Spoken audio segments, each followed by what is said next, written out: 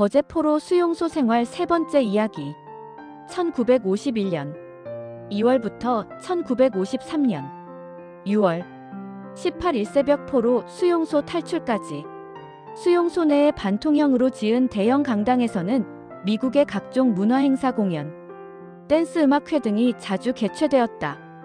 그 중에 실제로 처음 보는 탭댄스는 쇠미창이 달린 구두를 신고 음악과 밴드에 맞춰 추는 발동작이 얼마나 재빠른지 감탄이 절로 나왔다. 딱딱 따라락, 딱딱, 툭툭, 따딱, 따라라락. 듣고 보기만 해도 어느덧 내 발도 장단 맞추어 따라 움직였다. 이 신기하고 신나는 탭댄스 공연을 본 포로 중 제법 발동작이 빠른 포로들은 벌써 따라서 하느라 막사 안팎에서 며칠째 난리들이었다.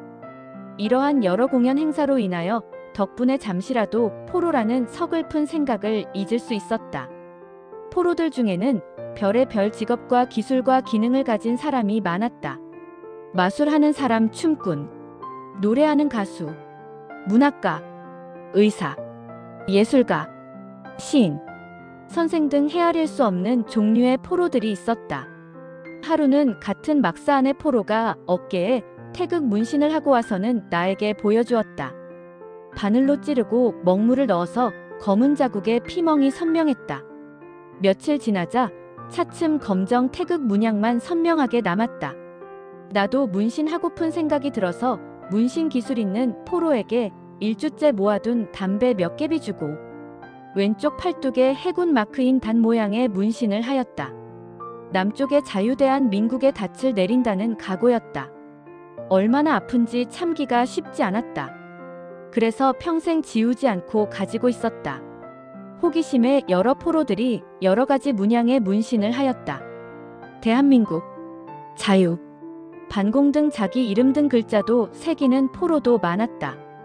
모든 포로들은 포로관리법에 의하여 정면 사진, 옆면 사진 등 자기 포로 번호와 계급 성명 생년월일이 쓰여진 골판 종이를 들고 포로 기록 사진을 찍었다. 나의 포로 관리 번호는 89,380이었고 포로로 잡힐 당시 계급은 인민군 2등병 PVT였었다. 종군 기자 같은 미군들은 날마다 수용소 안팎에서 포로들의 일상을 사진기와 동영상 사진기로 찍곤 했다. 수용소 내의 일상은 매우 단조로웠다. 매일 5시반에 기상하여 6시반 전원 점호를 취하고 7시에 오전 일과 시작하고 11시반부터 점심 먹고 1시에 각종 작업 인원 배정하여 작업하고 오후 4시에 모든 일과가 끝나고 5시에 저녁 식사 후 자유시간으로 운동, 독서, 목욕, 세탁 등 하다가 8시면 점호를 취하고 취침에 들어갔다. 이러한 규칙적인 생활로 인해 포로들은 초기에 몰골이 앙상한 상태에서 점점 볼살이 올라오고 한창 성장할 나이에 나와 같은 20세 미만의 포로들은 키와 체격들이 커져가고 있었다. 하루에 들어오는 보급 트럭, 쌀 트럭, 부식 트럭만 해도 어마어마했다.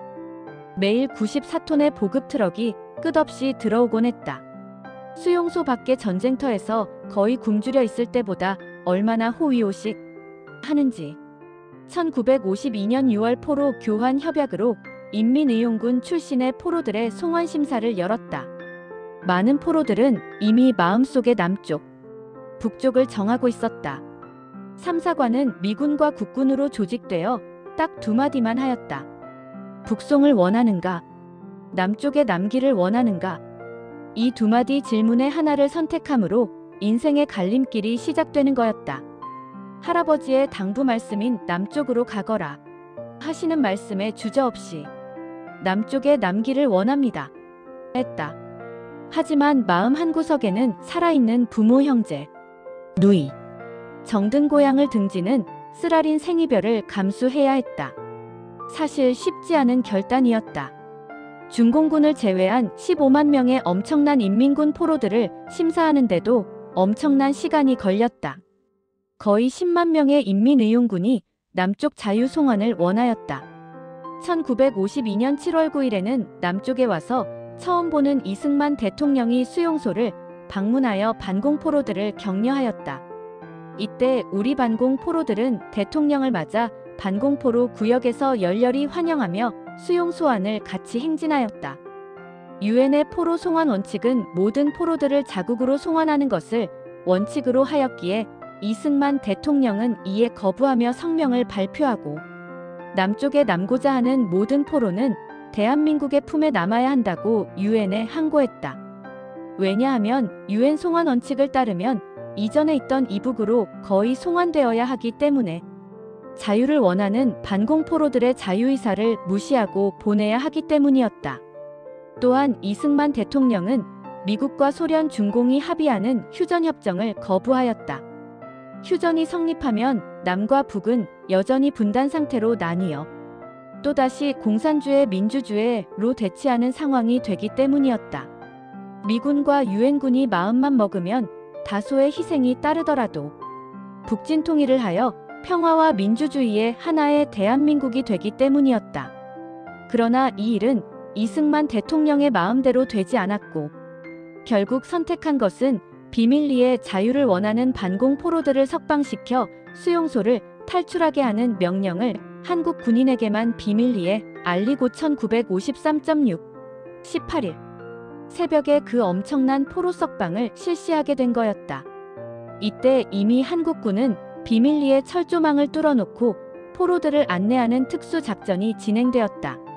석방작전을 눈치챈 미군들은 탈출하는 포로들을 위협하며 사격을 실시하고 돌아오라고 확성기로 방송하기도 했지만 때는 이미 늦었다.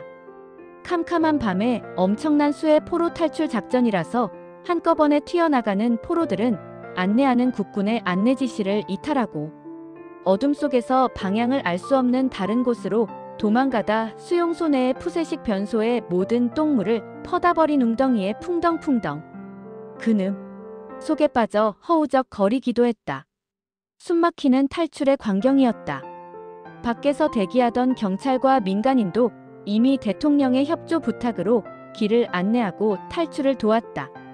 이렇게 거제도 항구에 이미 대기 중인 배를 타고 부산으로 탈출하여 자유 대한민국의 품으로 안기게 되었던 것이다.